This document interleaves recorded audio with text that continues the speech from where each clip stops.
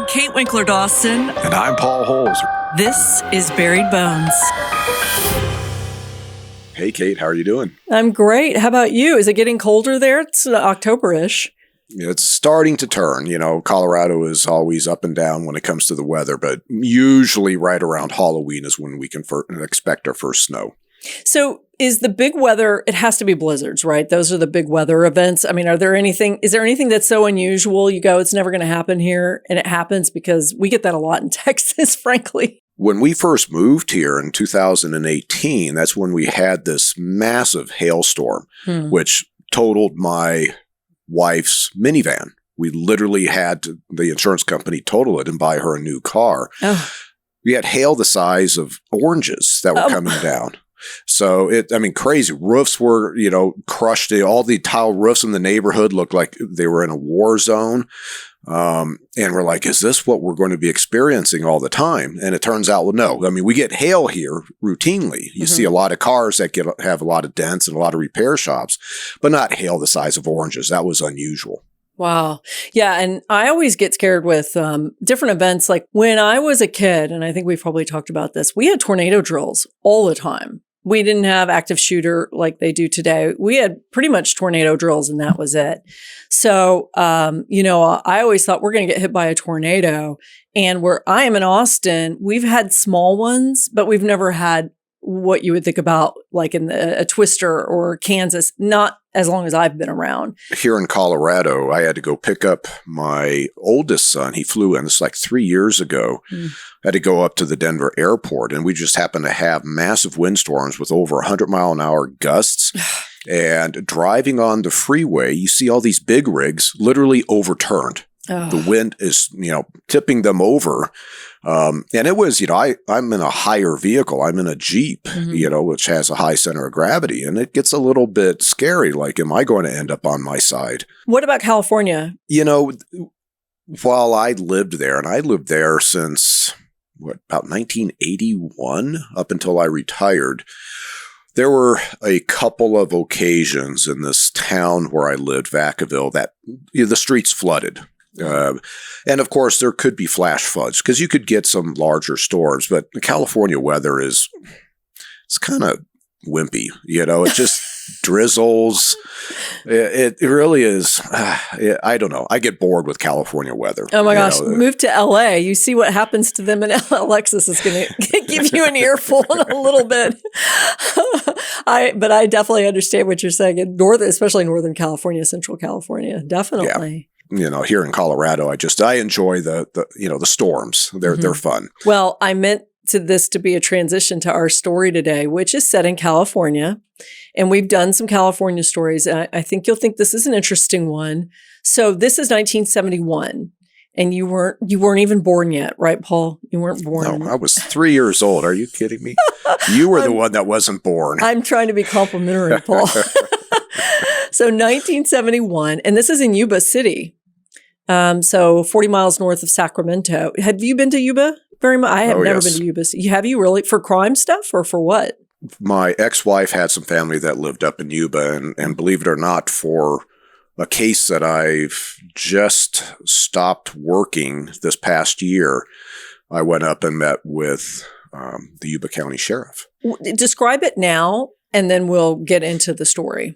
Like you said, 40 miles north of Sacramento. It's in, kind of Central Valley, California. So massive heat. That's one of the things that really stands out about anything within the Central Valley is the summertime is just miserable. It's probably, I don't know how about Austin, but, it's not unusual for Yuba to be up in the 110, 115. Not 115. I would say we've definitely played around with the 109s, 110s, and it's an awful feeling. Okay, so that's normal for Yuba. Yeah, it's very hot. Of course, the geologic feature there is the buttes. These just two plateaued, I'll call them mountains, that you can see from forever, so that's kind of cool. And then Yuba's got a very small town feel. It's not very populated, and there's a lot of little towns directly surrounding Yuba, like Marysville, Linden, and just I would say, I guess I would say it's mostly agricultural. Yep. Yeah. So but again, there's some connections I have with a case up in that area. Okay. Well, let's go ahead and set the scene. So we talked about Yuba City. I spent some time, I've mentioned this before, in Modesto, California on the Gary Condit, the Chandra Levy case, which was almond country, and I'm assuming still is. So this is orchard country. And I'm assuming that's still the case in Yuba City. There were, in the spring of 71, so this is almost 55 years ago, 18,000 acres of orchards, mostly peaches, but also prunes and plums and pears. So that is a vast amount of land. And of course, with orchards come the workers, who come in. And so we're talking about stories, I think, here of victims who are forgotten. And we talk about this all the time with killers, how, they find the people who, in their minds, nobody loves or nobody will miss. And so they prey on those people. And I know that that's something that you've certainly dealt with before. Is there another case? And I know we know about sex workers and how they're preyed upon, but is there another case that you could think of where you just know somebody is, attacking these people because they think nobody's going to look for them? Well, this is where anytime you have a transient population, you're talking about Yuba, this is an agricultural area. This is very much like the east end of my county, and this is where you get a lot of the Hispanics coming up from Mexico. Mm-hmm. They're separated from their family, and they can be victimized. You see this also with people that ride the trains. Mm. Another transient population, and there's several serial killers that took advantage of these transients on trains, victimized them, killed them, and the family has no idea that anything bad has happened to their loved one. Yeah, runaway kids, of course, would be another one, and sure. And so we're looking at that a little bit here. Also, one thing to mention, this is incredible. This area of Yuba City with all of these orchards, 18,000 acres worth of orchards, produced 40% of the world's canned fruit. So huge, 40%, huge industry. Amazing. Yeah, I didn't realize that. Vacaville actually had a big dry fruit industry there. It was one company, but it was, a significant employer in Vacaville. And I just think this is where you get to the weather, how dry, mm-hmm. how hot it is. It's probably easy for them to be able to produce this fruit. Mm-hmm. Well, this is spring of 71. So let's go ahead and get into the story. Again, sometimes we start with the killer, sometimes we start with the main victim. So we're going to start with the mystery part of it. So this is May 19th, 1971, and there's a farmer named Goro Callejo who owns the orchard. He is walking around and he notices that there is a very large but shallow hole in between some rows of peach trees. And he thinks maybe one of his workers did it. He's not sure, but he's not alarmed. So large, shallow. When he comes back later in the day, and I don't know how long, but long enough for this to happen, it's mysteriously filled in. And because this is our show, we know what it is covering up. Okay. So, he calls the police that he thinks that somebody's burying trash in his orchard. But when investigators show up, they dig into the soil between the 6th and the 7th rows of these peach trees in this orchard, and they find a rubber boot and a human foot. So this is a grave that measures 6 feet long and is only 3.5 feet deep. We have not gotten into I don't know if it's the physics or the geometry of digging a grave, but 6 feet long. I would presume that would mean the body could lay long ways, or be legs straight out. But 3.5 feet deep seems really shallow. What do you think? No, that's actually impressively deep for a typical grave. Okay. I will tell you, both just having experience doing a lot of landscaping in my backyard, generally you get down through maybe 12 to 18 inches of topsoil, and you're hitting, really hard pan dirt. And with the cases that I have worked where bodies have attempted to be buried, many of them, they don't get past 18 inches. And these shallow graves often have body parts sticking up out of them. Gosh. So 3.5 feet, that's a lot of work, and I don't know, in this crop type area, how much they till up the dirt in between the trees. Maybe it's looser soil than in other areas. So I'm kind of impressed, but it was just a boot and a foot. There wasn't the rest of the body. So they see that sticking up first. And then they find the body of their first victim, and there are multiple victims here. He is a middle-aged white man. He is wearing a calf-length gray overcoat. At first, when I saw calf, I thought like a baby, like a baby cow. And I thought, that's unusual. And then I thought some more. So the sheriff, who is a guy he's a deputy sheriff. His name is Steve Sislove. He says that, he thought this guy would be hot because the temperature in Sutter County was peaking at a little over 75 degrees, which is winter for me. And I would wear a coat in that time, but I understand how he wouldn't. So that's what he's wearing. So he's clothed, and then he's buried in this grave. And they start looking for clues after that. So if you are the investigator, if you're Sislove on the scene, then you find this body in this orchard. It's relatively secluded. What is kind of the first thing that you're doing? Is it to ID or what? There's a whole process in terms of doing, a dig, and you need to do that process step by step in order to maximize recovery of the evidence. Fundamentally, you're documenting, then you're starting to unearth the body.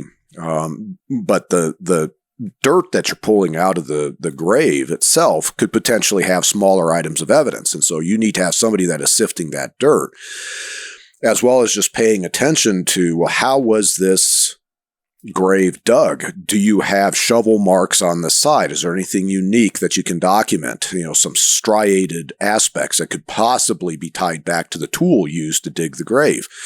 And then, of course, there's the body, and you process this body as you would if the body were dead inside a house in terms of trace evidence and documenting injuries and blood flows and insect activity. There's so much aspect that you have to take into consideration.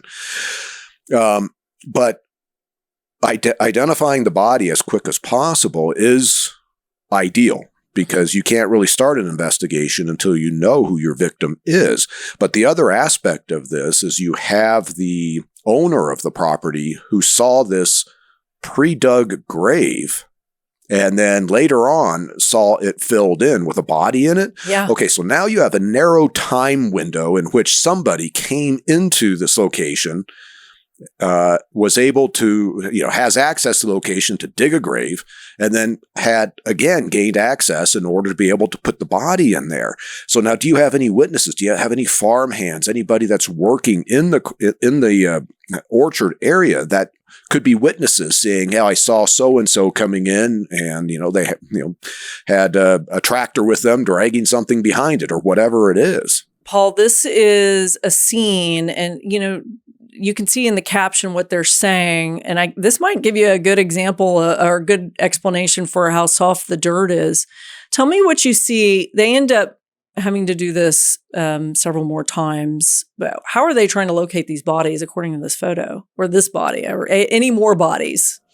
No, so I'm looking at the photograph, which is taken, looks down a dirt road that is lined on both sides with, I'm assuming, are fruit trees. I can see what appears to be a car, possibly a law enforcement vehicle from that era, down in the backdrop. And then along sort of the road itself, where it's a typical thing where you see the two tire tracks, and then you have some vegetation in the middle. And then there's two men, in essence, dressed in white t-shirts, jeans or similar, and shoes. And each one of them is holding, I'm going to just describe it as a rod-like object. Well, I know exactly what that is. That is a probe. And so one of the ways that we would use to find a body is you'd have a metal rod that's pointed at the thing, so you can actually push it down into the ground. And oftentimes you'd have, it'd be like T-shaped up at top where you could grab it and put your weight behind it to press this down into the ground.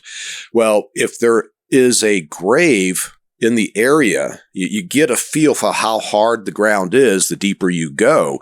But if you find an area where it seems hard and all of a sudden the probe just goes foomp, you found an area in which the dirt, the ground underneath, is less dense. And this could indicate a grave location, or, you could potentially have just gone into a body, but that's what these probe devices are used, or how they are used. Let me give you another example. A lot of the photos that we have are wonderful, but they're kind of described, I think they're conflating a lot of these orchards together. Okay. What I'm used to with, and people might correct me here, with Modesto are these sort of beautiful, really kind of clean looking, smallish almond trees, and they're perfectly lined. And I could never see somebody burying a body there or keeping a body anywhere. It's not, they're not secluded. So without kind of us being able to spoil too much here, why don't you take a look at page 13? And I think that this is kind of an example, not only of a grave, but also the seclusion of it. I guess these are not as clean, it looks pretty secluded, and this is a peach orchard. Yeah, I'm actually very familiar, with like the almond orchards. You drive down, from Northern California to Southern California, and you see all these almond orchards, familiar with Modesto. I know exactly what you're talking about.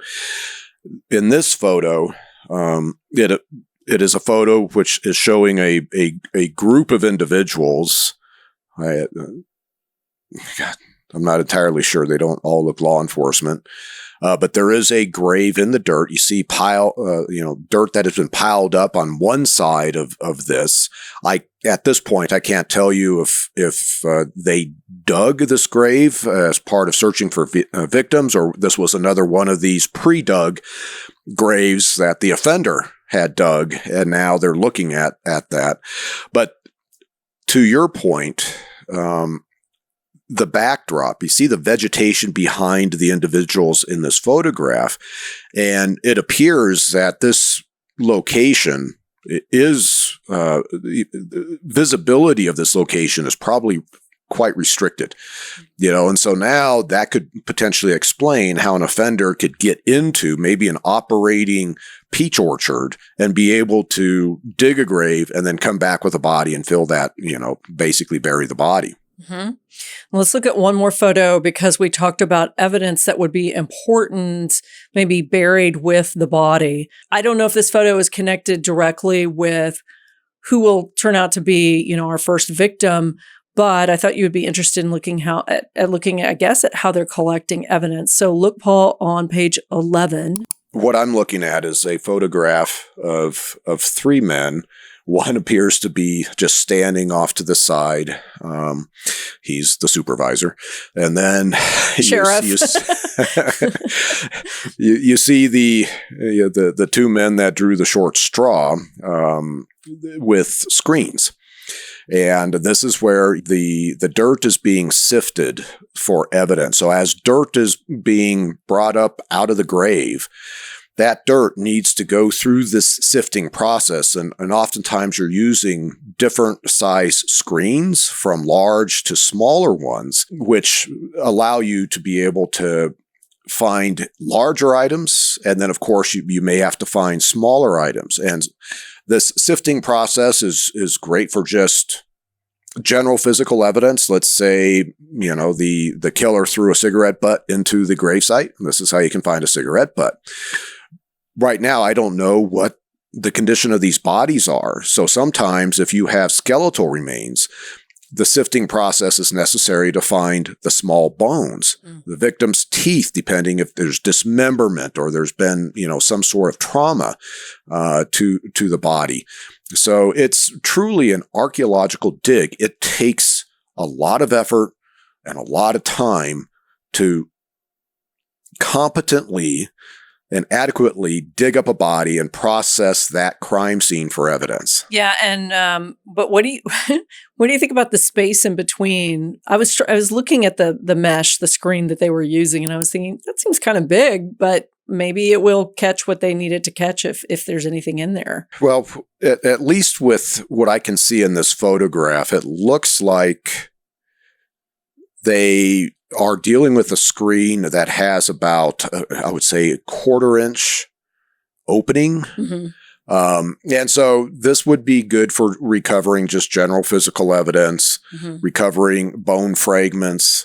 And it does allow the passage of the smaller particles of dirt and stuff. So now you can start to visualize, not only do you have rocks or clumps of dirt that don't pass through, but this is where you can see the evidence that gets caught up with this size screen. Now, if you are finding things which appears, let's say this was a situation where a body's been burned, basically almost cremated, and now the body's been crushed up, and you really, really want those teeth, in addition to recovering whatever bone fragments are there, then you need to follow up what you screen with at this size screen with a smaller size screen. But you can only go so small because at a certain point, the dirt doesn't pass through. Yeah. It just clumps into the screen. And then I ran into a situation where we were finding skeletal remains out in the Tules, out off of the Sacramento River Delta. Yeah. And so we had mud that we had to screen. And so now we had to have running water. So when we put the mud into the screen, and now you have water, to get the small particle, the clay and crap through the screen so you can see, do I have any bone in this mass of mud? Well, this seems like a nightmare scene to me. They find a tire track, a wide truck tire track, and they make a plaster cast. Is that something that we do today? Is it useful in any way? Don't tires usually? Of course, when you're dealing with impression evidence out at a crime scene, it could be shoes, it could be tires. There's steps that you take in terms of documenting it, and photography with oblique lighting from multiple angles is really, really good. But then we would use a dental stone, which is really this fine particulate powder that you mix with water, and then you pour into the impression, like the tire impression, and allow that to harden. And so in essence, you are walking away with an exact replication of that impression evidence. And so this is what your tire... We had a guy that was an expert in shoes and tires. And so he has the photographs with, lighting from different angles, and he actually has the tire impression in the dental stone to be able to compare to any suspect vehicle tires that are submitted. Well, I mean, I was thinking, this is an orchard. Doesn't everybody have a truck around here? But we'll see if this is helpful. Yeah, but that's important though. You Yeah. need to know what is, commonly operating in this area, and then what potentially it doesn't look like it belongs. If something like that is there and it's right by the grave, then you'd probably focus in on that evidence. Yep. Okay, so the deputy sheriff is helpful in many ways, including he is able to identify our victim. His name is Kenny Whiteacre. The deputy sheriff knows him because he's a wanderer. He calls him a wanderer, transient. And I don't know why I like wanderer better, so I might just say somebody who wanders in and wanders out. And Kenny was just somebody who was passing through town. I don't think he broke the law, and that's how the deputy sheriff knows. I just think the deputy sheriff's job is to know when strangers come through town. So Kenny came through. He had only recently come into the area from Palo Alto. He did have multiple arrests from public intoxication and robbery. And he had kind of gone back and forth between Washington State and California because he had some family there. And he also had been a truck driver at one point. So there's the victim. I have a description of the injuries that happened to him. I'm assuming you'd like to know that next. Absolutely. Kenny had been stabbed on the left side of his chest, piercing his lung and severing the aorta.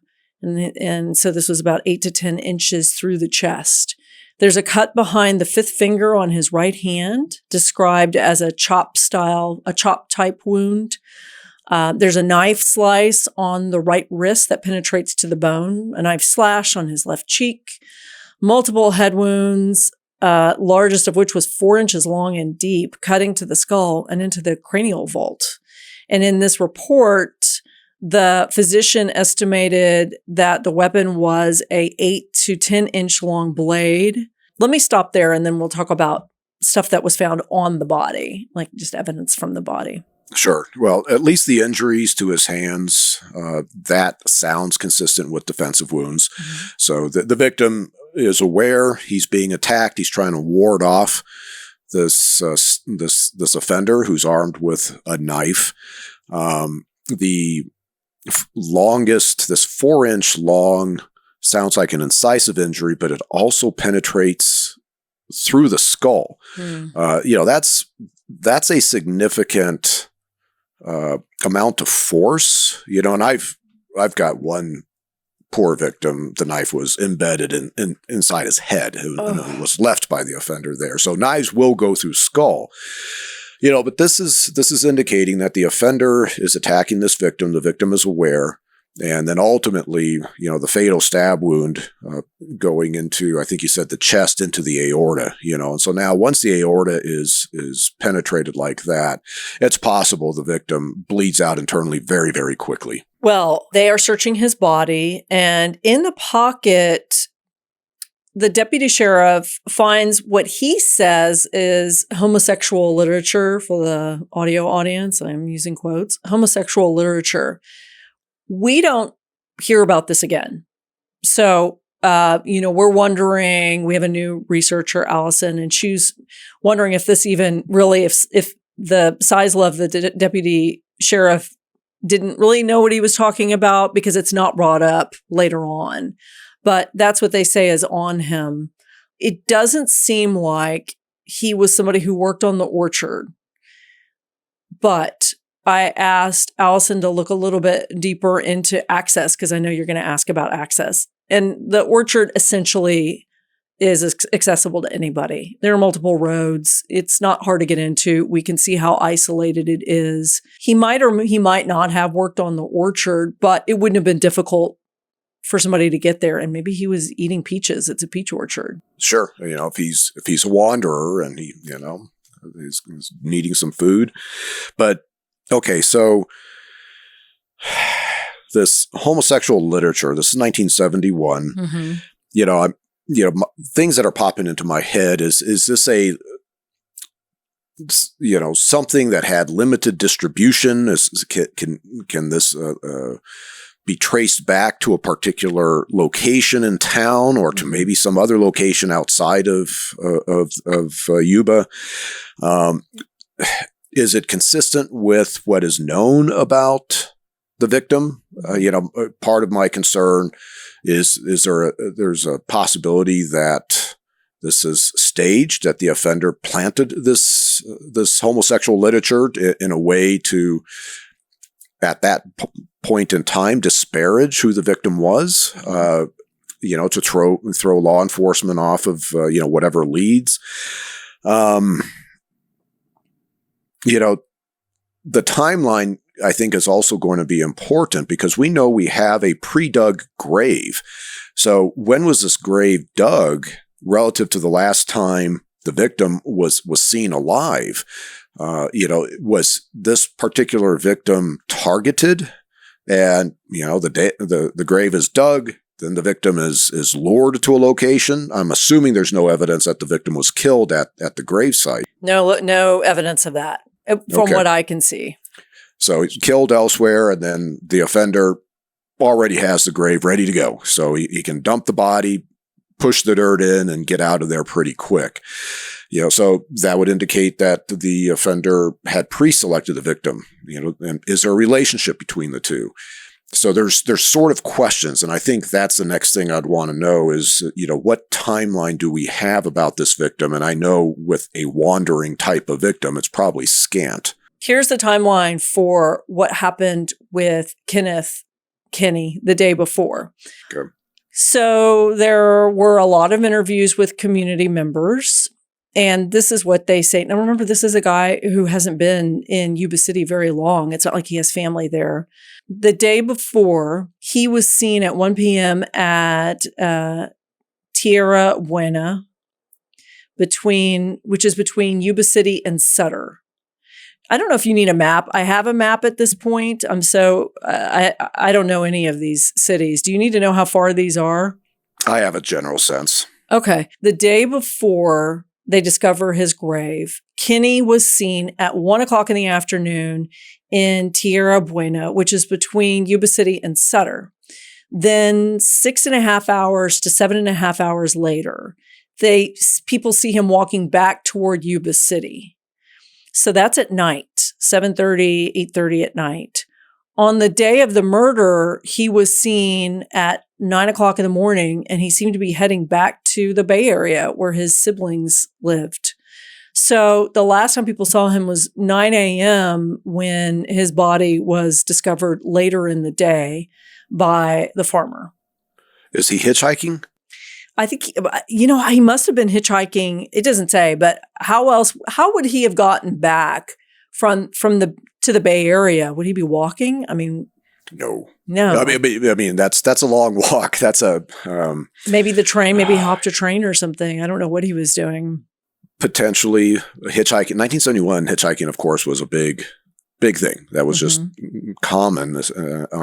No, this is interesting because at least with his timeline, so 9 a.m. on the morning that he's literally found in a grave later on that day, he's trying to get down to the Bay Area. And I'm going to say he's hitchhiking or something, but he's a victim of opportunity. How would an offender have known, with Kenneth, his movement pattern like this?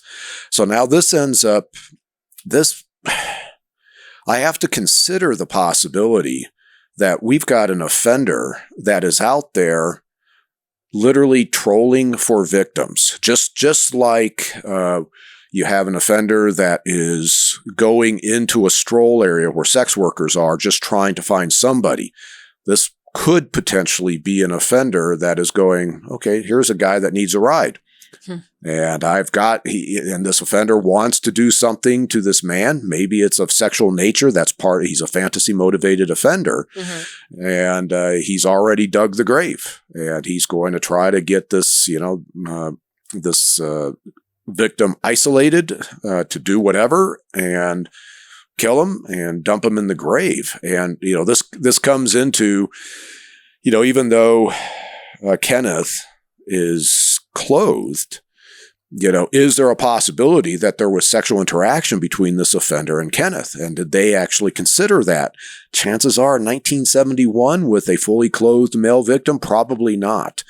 But, that's just something that's now, that packet, that homosexual literature packet or flyer or whatever it is, that might be really significant to the offender himself. Like, this could be something that the offender either planted, or maybe the victim is somebody that exchanges, sexual acts with men for money or for drugs, whatever his payment aspect is. This book, or whatever it was, a pamphlet, doesn't come up later on in the story at all, but the media does talk about it. So there's some churn there, but it's also the media, how we work in the media. We pick up on the most salacious things sometimes and amplify it. So the folks investigating Kinney's murder get a tip 2 days later because because this was such a vicious murder. It reminded somebody in a different area, not far from Yuba City, of an assault that happened the year before. And they are related. So what happens is, it is February 25th of 1970. And at 1:00 in the morning, there's a man named Jose Romero Raya. And someone at a bar / restaurant had beaten him and cut him with a meat cleaver. The restaurant is called Guadalajara Restaurant and Cafe. Police described the injuries with the meat cleaver so severe that they said, quote, the brain was leaking from one cut to the top of the head. So, and he survives this guy. I mean, that just seems unsurvivable to me, but maybe not. Yeah, it all depends on what damage was done. Yeah. We have people shot in the head and they survive and are able to live a decent life afterwards. So is there any indication in terms of, was Rhea just attacked randomly while at this restaurant, or did he get into some sort of argument with, another male? Is this like a bar fight gone bad? It was in the bathroom of this cafe. And it was a seedy bar kind of down in Marysville. And it was owned by a guy named Natividad Corona. And I don't know what this means, but he was known to be gay, homosexual. There's not a lot of information on that assault and what the motive was. But they did clear the owner, Natividad Corona, who had been there, and there was a patron who did the attack in the bathroom and then left. I doubt he brought a meat cleaver with him, but I assume that, this was something that the offender got at the restaurant. But this tip came in, and this is something that happened a year earlier. I think it was the meat cleaver aspect of it that tipped everybody off. And so, they just keep that in mind for right now, what happened in Marysville. Sure. Okay, now we're 5 days after Kinney's body has been found. We're at a different orchard. We've gone from peaches to prunes. I'm not a big fan of prunes. Do you like prunes? I think I've had them once in my life, maybe. I'm sorry. Don't give me any hate, you guys, if you love prunes. I've never gotten into prunes, which is weird because I love plums. I love grapes, hate raisins. So explain all that. Yeah, I'm kind of the same, I guess. Really? I can't remember the last time I ate raisins. I'm not a raisin fan. But anyway, so now we're on a prune orchard, and we're going to talk about a picture in a second. So get your hand ready for the picture section here, because I want you to see the vastness. I've seen big orchards, but these are massive. So this is a different place. It's called Sullivan Ranch. Okay. And this is where we have a lot of activity happening. There is a tractor driver named Ernesto Garcia, and he's on the ranch. He works for the ranch. This is 5 miles north of Yuba City. And it's May 24th. There's another piece of info for you. He's breaking up the soil on the prune orchard, and he sees a large indentation in the ground between the 7th and 8th rows. And he thinks that the farmhand responsible for irrigating the area skipped a row. And so, somebody wasn't doing their job and there's an indentation.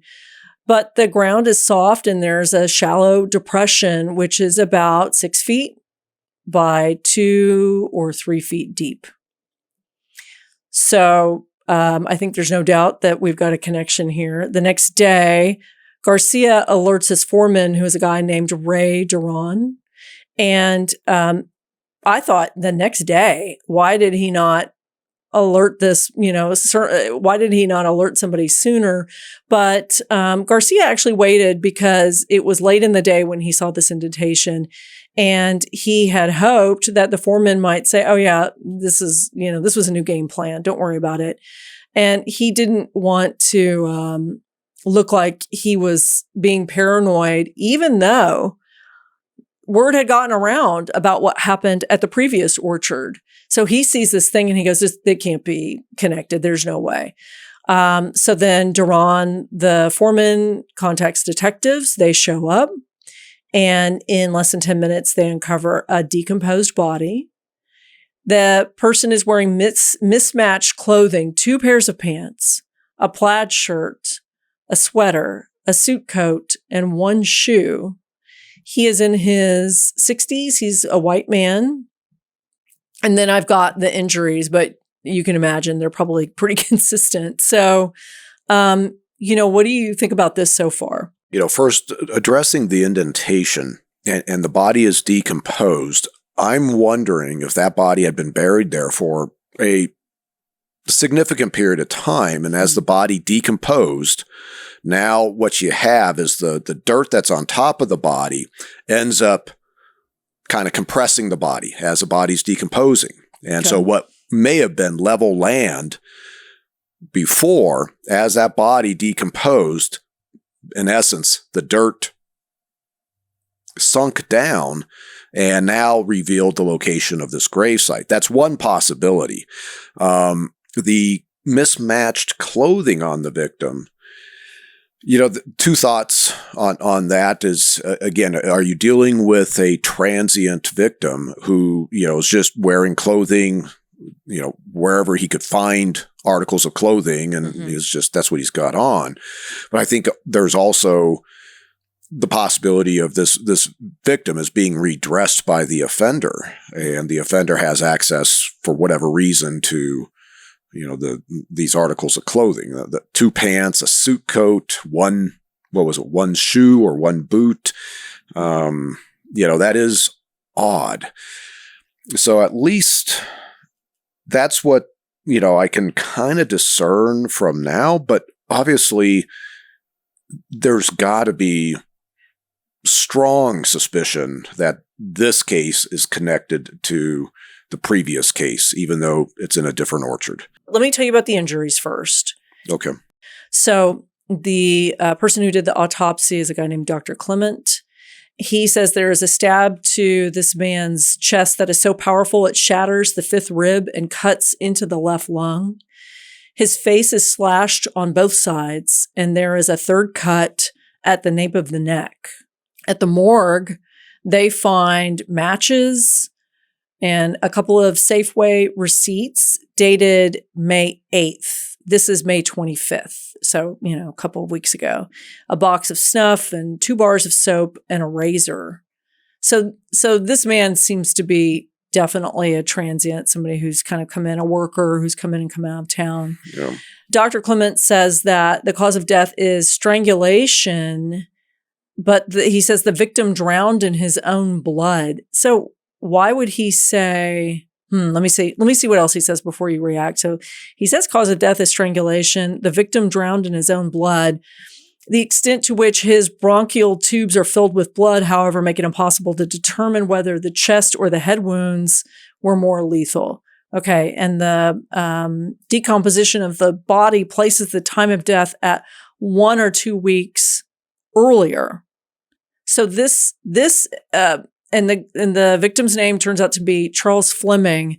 So if they're right, and you need to tell me first if you think that they could be right. If they're right, this man, Charles Fleming, is killed before Kenny was killed. And remember, this is 75-degree weather, and that's kind of it. As far as the injuries, if the pathologist is saying cause of death is strangulation, then he is seeing evidence in evaluating the neck that there's either hemorrhaging in the strap muscles of the neck. There's, hyoid bone has been broken. There's a furrow around his neck. If there was a ligature that had been employed at some point, maybe there's petechia still present within the eyes, but the state of decomposition might prevent him from seeing that. I'm a little bit concerned with the emphasis on the amount of blood in these victims' lungs, and that he basically drowned in his own blood. I don't think a pathologist would misinterpret, but is it asphyxial, versus strangulation? But I'm just going to assume this pathologist knows what they're doing. And so he's seeing evidence that, yes, this victim is strangled, but then the stab wound into the left lung, the one that fractured the fifth rib, now you've got the bleeding internally, and you see this where now victims are literally, they're struggling to breathe. They're coughing up blood, and you start to see this, what we call expiratory patterns of blood, as they are just struggling to get air in. It's miserable. I can't imagine going through something like that. However, from a sequence standpoint, it seems more logical that this victim is being attacked with the knife first. And then once the victim is starting to succumb to those injuries, the offender is finishing the victim off with the strangulation. That is what I would guess is the sequence of how that happened. The kind of the finding of the matches, the receipts. Those receipts are huge. It sounds like Fleming is alive on May 8th and is contacted by the offender after that date. State of decomposition would probably suggest, relatively soon, in a few days after that May 8th date. But it also tends to suggest he is more of a transient type with, the dress and razor and all that. The razor, so, kind of similar victimology to the first victim. Why don't you go to your photos real quick and look on page 2? I want you to see this flippin' ranch. It's 400 to 600 acres. If I were a deputy, I would look at this and say, because now they feel like this is obviously a multiple murderer at this point. So, I mean, can you imagine trying to do a grid search or anything on this land? Well, obviously, yes, I'm looking at, it appears to be an aerial photograph showing, sort of the primary structures on the ranch, maybe a residence, maybe some barns for housing tractors and stuff. But on either side of where the structures are located, you can just see the sprawl of a very organized orchard, kind of like how you're describing the Modesto almond orchards. That's what this looks like. Mm-hmm. And so, yes, if now the thought is, okay, we've got another buried body, how many more bodies are out here? Mm-hmm. The size of this orchard, if we're going to restrict ourselves to just this orchard, yes, that would take a very, very long time to search. However, because of the spacing of the trees, there's sort of a convenience aspect. You can utilize, the row and column aspect of the trees to organize your search pattern. If you find something, you're able to very quickly designate, whatever you found, where that's located on this orchard. And you can easily walk through these trees. When I've had to do some searching, oftentimes I'm having to push through. I can think one case where I'm pushing through poison oak on the side of a hill. I'd much rather search this orchard than go, hunt, for other bodies in poison oak. This is such a large space, but you're right. I mean, you could be a lot more organized on this kind of land. So it's easy for dogs to run through this. Yeah, absolutely. And different than the peach orchard seemed like a huge mess, but let's continue on. So they stay and look around because, of course, they fear that there are more bodies out there. And I'm assuming that there are people at the peach orchard who are also looking for more bodies there. Around 6:00 on the 25th, same day, they discover a clearing near the Feather River on the Sullivan Ranch. And I have a photo of that if you want to see that. In the clearing is another grave. There is also something we haven't seen yet, which is a 15 to 16 yard blood trail that leads across a road to a red blood-soaked patch of dry grass in the prune orchard. And there's dirt that's been sprinkled on the grass in an attempt to cover the blood.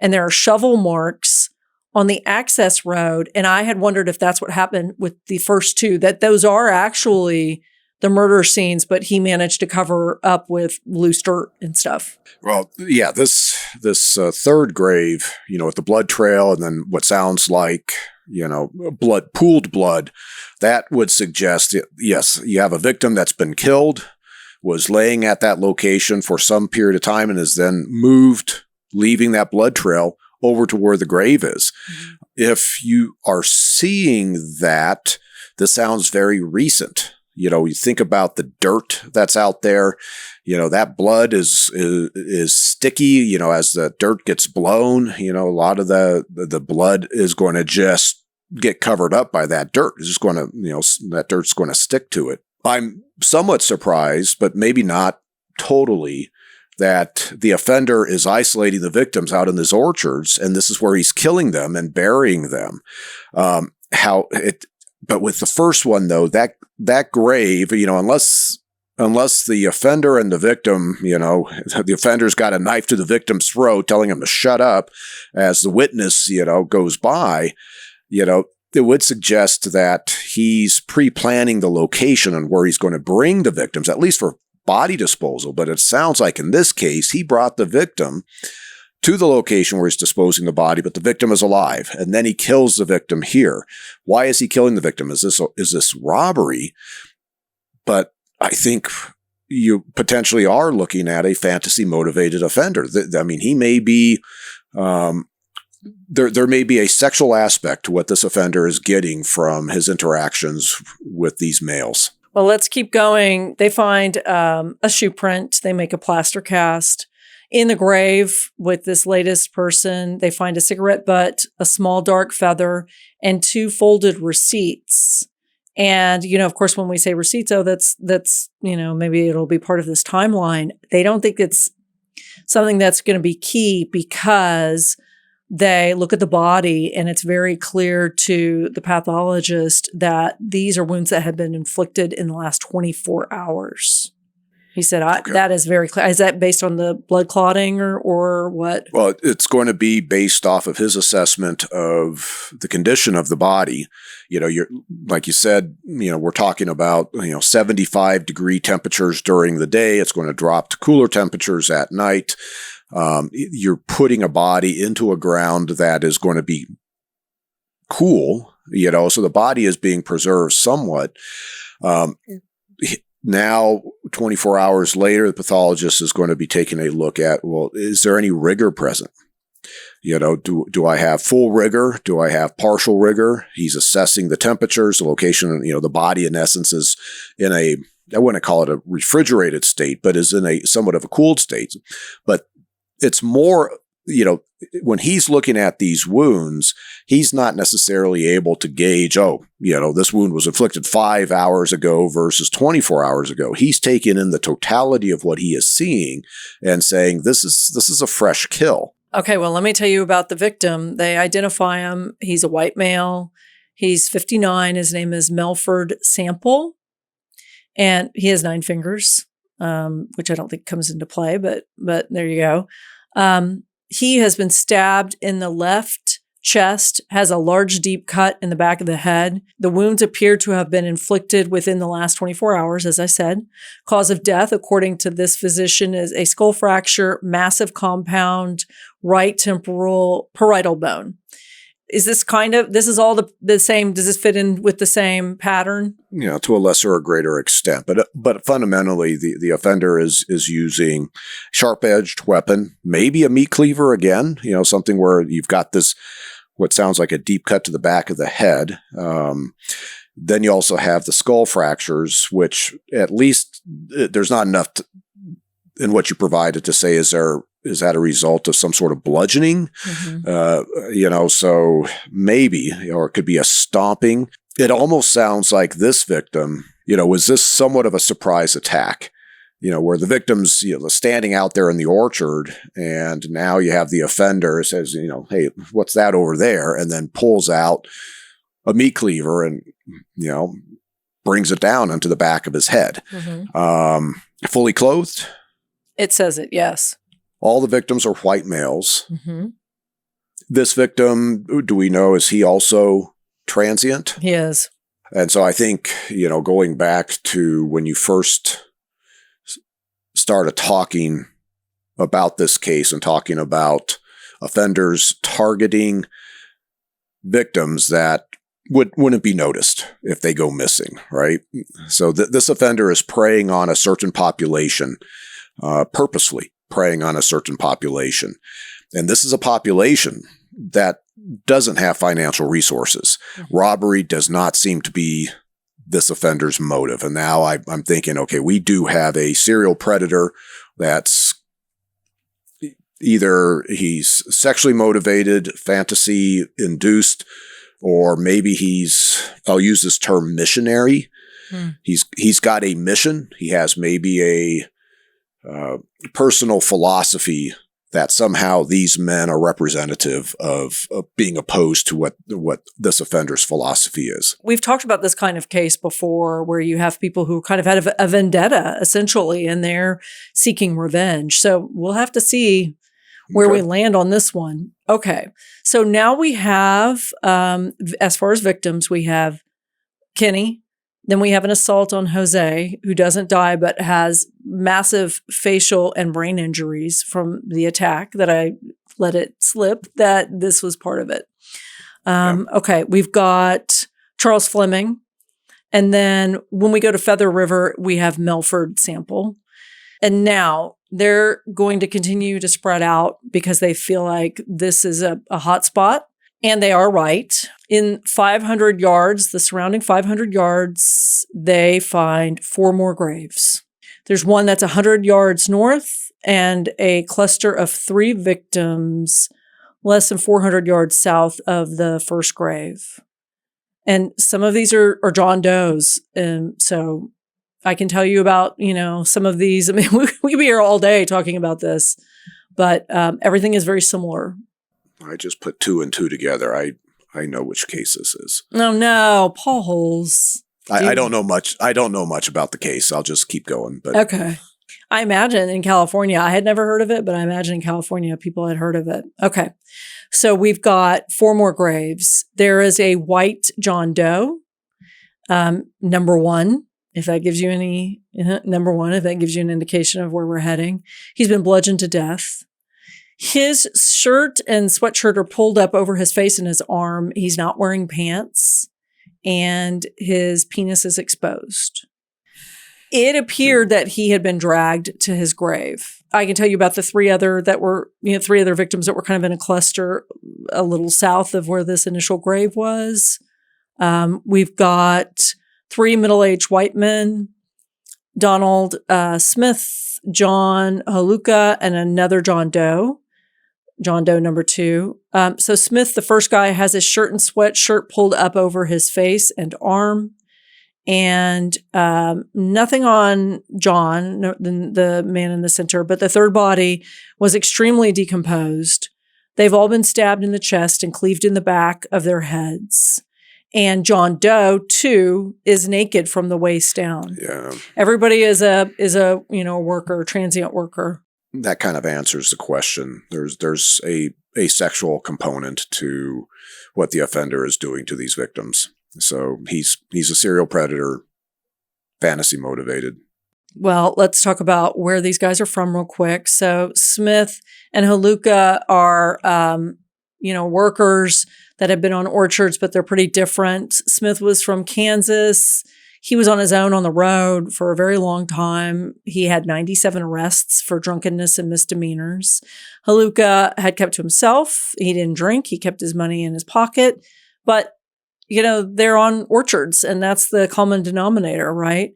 Well, obviously the offender is comfortable around these orchards. Mm-hmm. There's a reason why the offender is choosing orchards versus maybe more remote locations. You've got these 4 additional victims being found, and one of the victims is severely decomposed. Mm-hmm. So now that might provide some sequence information in terms of the order in which these various cases occurred. Mm-hmm. And then we go back to the Marysville bar that happened a year prior to the start of these bodies being found. And that may be related. I think it is significant that in that case, that's the only non-white male that is being attacked. And that was a Hispanic male, I'm assuming just based off of the name. Mm-hmm. It comes down to, who is that patron that attacked that guy in that restaurant, and can you investigate whether or not he has any role in these homicides that are occurring on the orchards. Well, let me give you a couple of more victims here.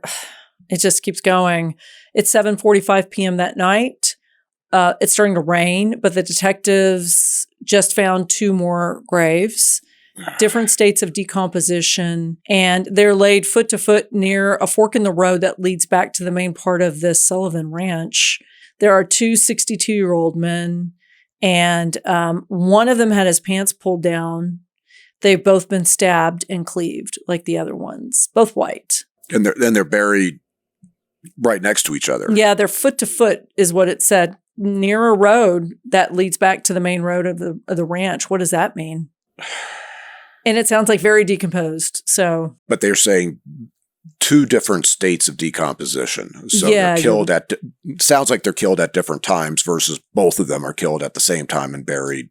So this, there's a certain, I think, because there was a cluster of 3 bodies that were near each other that you said before.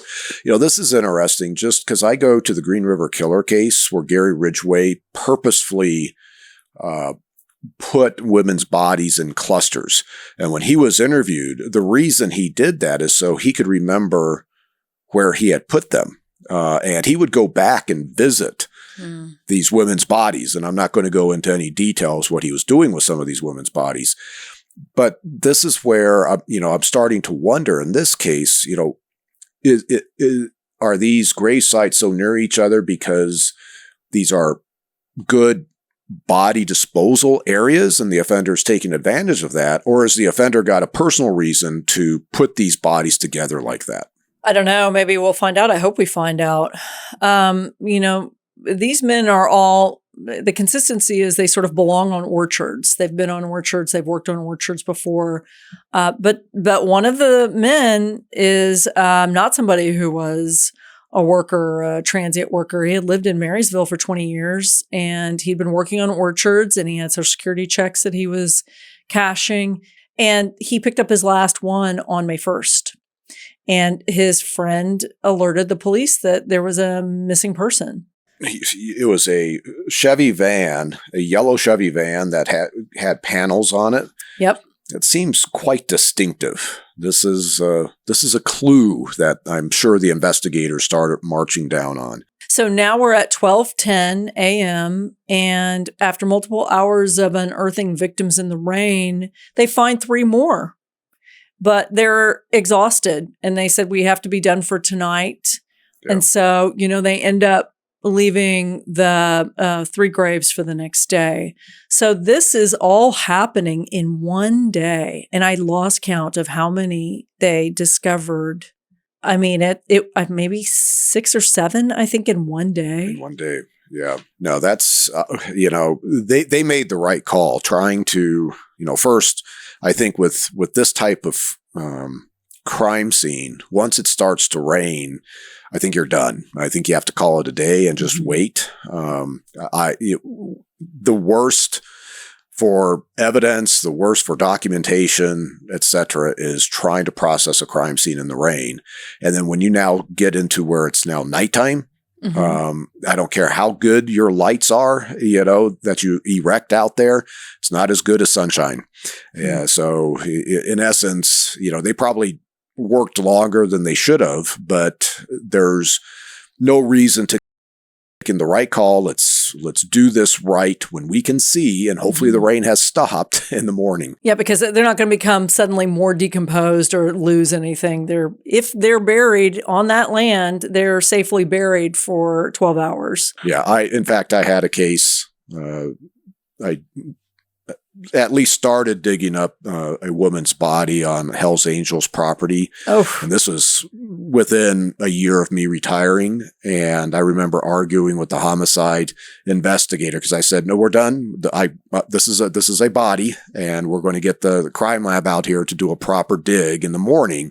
And this guy was lighting me up. We're going to lose evidence. And I was like, no, you're not. Nothing is going to change between now and in the morning. And all we're going to do is screw things up if we keep doing this in the middle of the night. That's obviously smart. And it seems like we have investigators who have it together because we do have a suspect. You're right. It is connected to the assault that happened the year before. Okay. And we will talk about that.